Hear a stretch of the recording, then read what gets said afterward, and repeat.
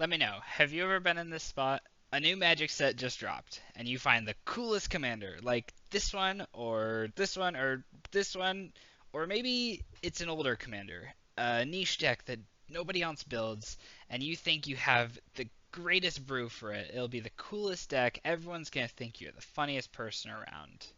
Well, if you've been there, and you're the reasonable and responsible deck builder that I know you are, you probably put together a list with 100 cards, looked at the final draft, saw 8 pieces of card draw, and said, yeah, that's good enough. Well, I'm here today to tell you that it's not. And that's all. Thanks for coming to my TED Talk.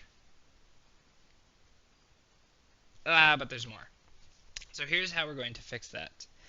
You see, the designers at Wizards of the Coast, they really like pies. See, look, they made a card about it. And they like pies so much that they decided this 51-year-old? Nope, wait, okay. This 32-year-old game would base all of its card design around pies. You see, as you know, because you're a smart person, Magic has 5 colors. Look, you can count it on your hand. 1, 2, 3, 4, 5. And each of these colors have their own strengths and weaknesses.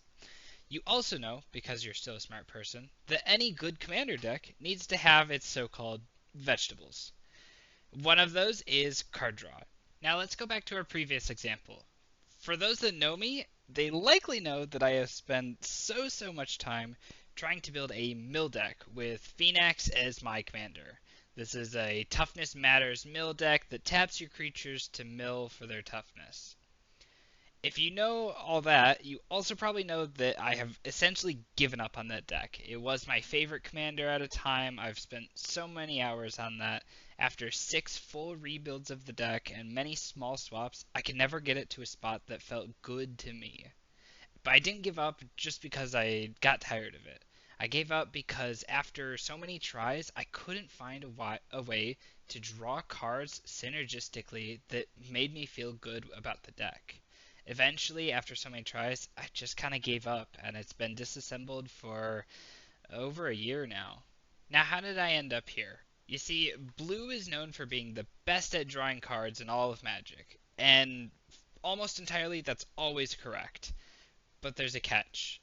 You see, blue likes to draw cards doing usually one of 3 things. Either casting instants and sorceries that draw you cards, whether that's big X spells or small little cantrips to get you advantage to that. It'll also draw you from combat damage, such as a reconnaissance mission or a Bident of Thassa, and lastly, from ETB effects. Creatures entering, they'll draw you 1 or 2 cards here or there. Now, none of those effects really suited Phoenix all that much. Phoenix didn't care for casting instants and sorceries too much, as it wanted to have a very creature-focused and toughness-focused deck. It didn't care about combat damage because most of the creatures didn't have any power and weren't trying to attack, and it didn't really care about the ETBs because the walls that I was playing just didn't have those draw effects. Now you may be saying, hold on, wait, Phoenix is 2 colors. Surely if the blue card draw isn't gonna work, then you can use the black card draw. When we look at how black likes to draw cards, it doesn't really work either. You see, black tends to draw cards from 2 different ways. Either creature dying, with aristocrat effects, that when a creature dies, you get to draw a card. Or from paying life, effects that are really strong in the format, such as Necropotence, Necrodominance, or Ad Nauseam, are all going to draw you many cards by paying life. Now, Phoenix doesn't really want to do much of that. The walls that we're committing to board, we want them to stay there so we can tap them repeatedly.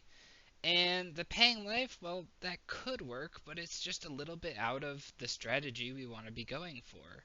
So none of these easy card draw effects really tended to work for this deck, and it ended up just not really working out. Alright, getting away from the Phoenix example, if we look at the rest of the color pie, each color continues to have their own way of drawing cards. For instance, green is going to have most of its card draw based around creatures, either being something like Garruk's Uprising, which causes you to draw a card when a creature power 4 or greater enters, or from effects like Return of the Wild Speaker, where it wants you to have a really big creature on board and it'll draw you equal to its power. These effects can be really strong in green because inherently green wants to have creatures on board, so this is a very easy synergy inside of the color itself that rewards you from doing the thing you already wanted to do. Green also gets a little bit of card draw from Enchantress effects that just draw you cards when you play enchantments or when enchantments enter the battlefield. Sometimes as well, if you splash in blue, then you get a lot of landfall draw. When having the green and blue pairing, things like Tatiova or AC will draw you a lot of cards just from playing your lands. When we move over to White's card draw effects, the days of old are past. White is able to draw cards now, and quite honestly, it's getting pretty good at it.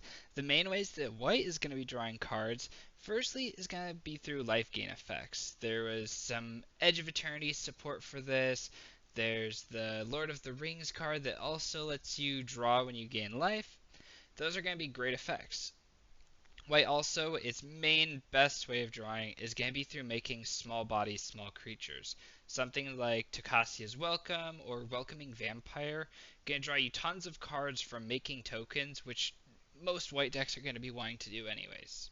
White also is going to be drawing cards as well from Enchantress. Just like green is doing, playing enchantments are going to draw you some cards, and you can also splash some group hug draws, but those are a little bit less seen. When we go over to red, we're still in the dumps. Red is almost entirely the worst color in Commander, unfortunately, because it is so fun to play, but the card draw is just really not there. Most of its draw is going to be impulse draw effects, things that will exile the top card of your library and let you play them for a certain amount of time.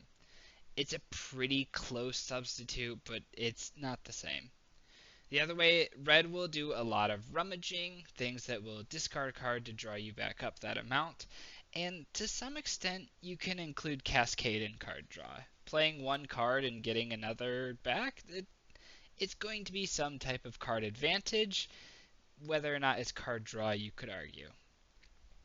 Plus, I'll give a little bit of a shout out to wheels. Red does have historically some good wheels, though a lot of them are very expensive for your budget, not just mana value, but pretty expensive to play with. So because of that, it's not always the most seen. Alright, let's go over to a new example. Let's say we're going to build a deck around the Necrobloom. This will be our commander, and it says that every time we play a land, we're going to make a token. Whether that's a plant or a zombie, we'll make a token. Because of our selection, we're not really going to revolve around green's card draw. Green wants us to play big creatures, and we don't have blue for the best-in-class landfall draws. If we look over at white, though, it's going to provide us with a lot of helpful cards.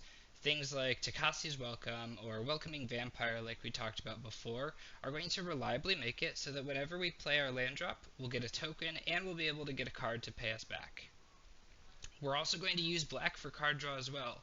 Because we're utilizing the graveyard a lot in this deck, cards like Corrupted Conviction or Plumb the Forbidden are also going to allow us to use these expendable tokens to get us more cards and keep our hand filled. It'll be really important with this deck because we want to be playing multiple lands in a turn and playing multiple spells, so we need to make sure we have a lot of card draw to keep our hand full and keep us having options as we go through. Overall, though, there is a lot of exception cards that do just slip through the cracks and get printed, and these cards are often referred to as pie breaks. Something like a Harmonize, which is a very blue effect that got printed into green, and because of that, it tends to be a staple in the color. Some other effects just tend to be really, really strong. Maybe designed for a time where Commander wasn't thought about, or just Wizards of the Coast trying to push new cards. Something like Rhystic Study, Mr. Kimura, Esper Sentinel, or even the One Ring. These are incredible card draw engines that repeatedly draw you cards turn after turn and see play in the highest level of competition. When looking at color lists, there are some other card draw effects. A lot of the time it will lean into equipment-based draw. Something like a Skull Clamp or a Mask of Memory can consistently draw you cards as long as you're able to fit the condition. So hopefully with all of this in mind, the next time you go to build a deck, or the next time you're looking at a new commander and starting to think about how the deck's going to work, start thinking about how you can draw cards, and not just how you can physically get cards into your hand, but how can you put synergy into that? Make it a true part of the deck. I know with me building my Phoenix deck over all the versions of the deck, I never found a way to get it to work to how I liked. But that doesn't mean it can't be done. I wanted it to fit a very niche role in a bracket 3 deck that not everyone is going to follow. There's plenty of ways to build this deck and have it work totally fine, and if you like that, good for you. With all of this new knowledge, though, hopefully you find something that works for you. I always like to lean into the synergy side of the format, but as always, you're free to do whatever you like. You're a smart person, you're going to build cool decks. So thanks for watching, and I will see you next time.